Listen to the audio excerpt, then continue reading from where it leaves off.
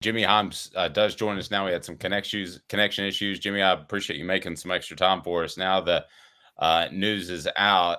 Nico Maliaba will not play or will play as Joe Milton will opt out. Talk about ticket sales. They might get a little spike today. Yeah, they might. I don't know how many Tennessee fans are going to up and say, hey, now I'm going to leave Knoxville or whatever and go down to Orlando. The thing about Milton, he was practicing with the team, right?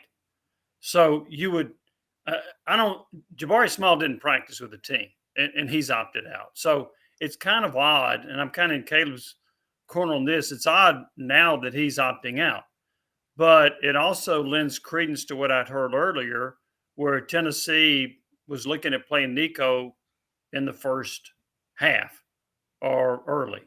So I could see a scenario where Josh Heupel went to Joe Milton and said, hey, Joe, we're going to play Nico in the third series of this game. And Joe's like, wait a minute. This is my team. I've been the starter all year. I'm going back to my home city here. So I could see where Joe balked at that. And Tennessee said, well, okay. But something else had to transpire. Because why else are you practicing for the bowl game and then you opt out now? So that the timing timing is sketchy to me also. Okay, so everything you're all saying is 100% correct. But here's what I was hearing last week. It was that he was still legitimately unsure. Mm-hmm. That's in most cases, Jimmy, you and I've gone through these things before. That would be the least likely of the two scenarios. But in this particular case, given the fact that he's been unsure on the field, I don't have a problem believing it's as simple as a young man couldn't make up his mind. It could be, which I guess this is a cynic in me. Didn't we all question his decision making as a quarterback? Yes. And now he's got another. Now he's making a decision that seems to be a bit odd in that it probably should have been made sooner than this. So it could very well be that he was having trouble making up his mind. Okay, so what made up his mind? What finally made it up? That's where I'm leaning toward. There was a conversation with the coach saying Nico's going to play early, and Joe balked. So that's kind of what I believe. I don't know that for a fact, but it's what I believe because something had to happen for Milton to say I'm not going to play, right? And what was that? It could be possible that Dave's point is true, which is that he was unsure, but Josh Heupel finally came up to him yesterday and was like, look, I can't wait any longer. You haven't been sure, so I'm just going with Nico because I can't wait on you to make this decision.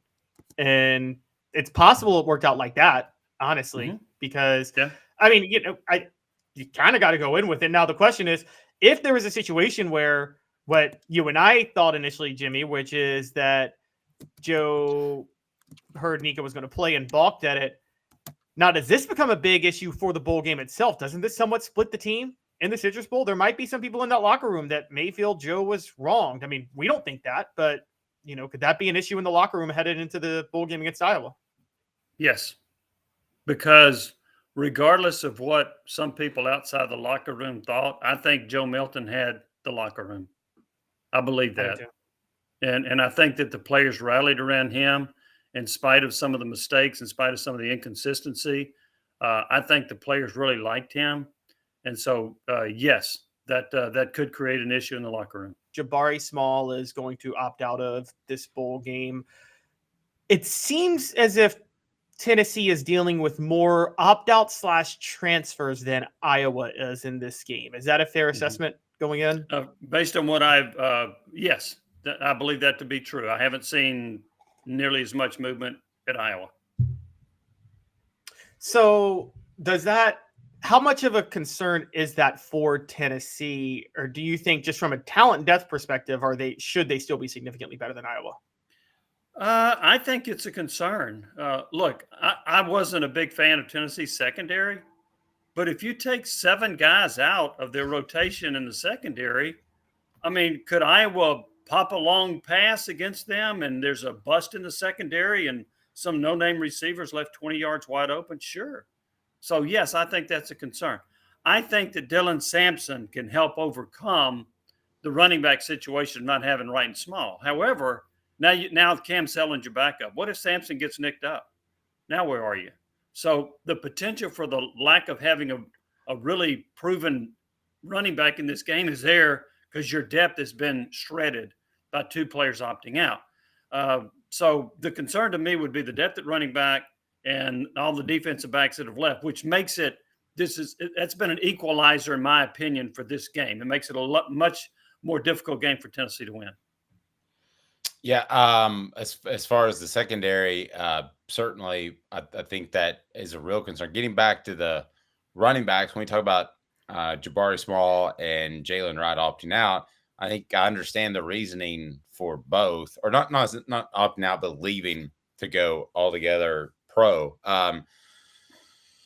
I see the reasoning for both, Jimmy, and I've seen a lot of spring practice players do well at the running back position that didn't pan out. Should Tennessee be concerned at the running back positions with if they go to the next season without both of those guys? Yes. I'm going to say yes to that. Now, I think Sampson is exceptional. I think he's really good. But Cam Seldon's unproven.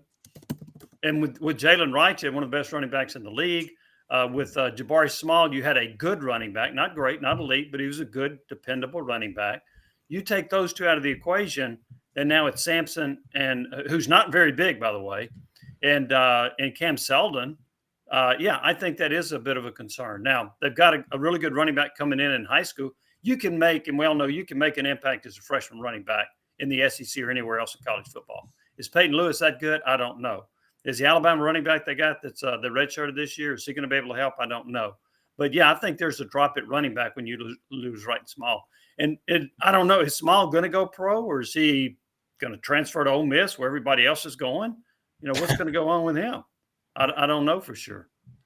Well, can I ask real quick about the Lane Kiffin factor? Because, boy, I mean, it was just a year ago he was complaining about not having enough money to spend. And he even, I thought, was gigging Tennessee kind of over the break. It might have gotten lost. But at one point, he tweeted out a picture that while he was recruiting from within Tennessee's athletic department. I'm not sure how he did that. And then he sent out tweets repeatedly that was just to remind everybody he was in Knoxville. Jimmy, what was your take on that? Yeah, it's typical Lane Kiffin gigging whomever. There was a picture of him at the airport in Knoxville area where they fly in their private planes. TAC is what they call it.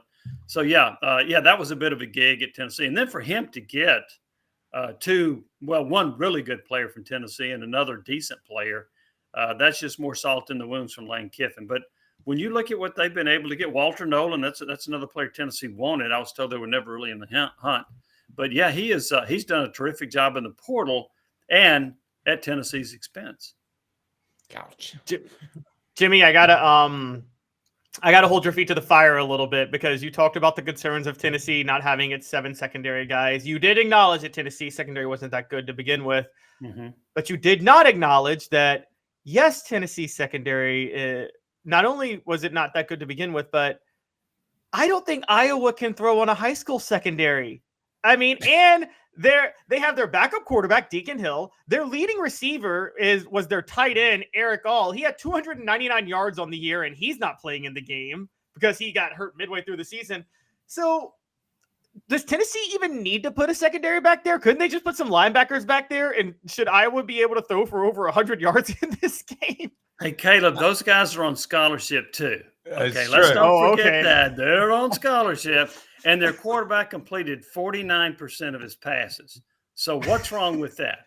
Hey, I'm going to back just a second. Jimmy phrased it perfectly earlier. He said that one play. I mean, this could be a 20-17, 20-16 game.